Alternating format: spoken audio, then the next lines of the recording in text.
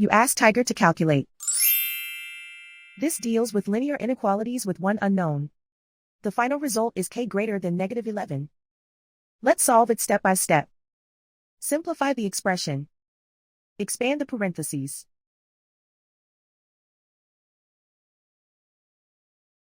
Swap sides.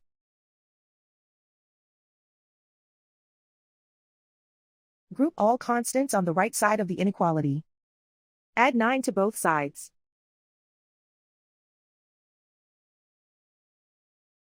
Group like terms.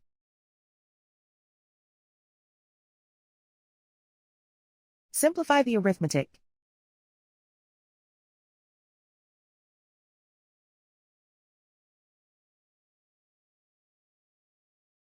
Convert the k into a positive number. Multiply both sides by -1. Whenever you multiply or divide by a negative, reverse the inequality sign.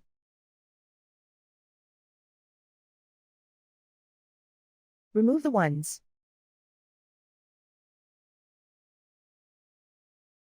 Simplify the arithmetic.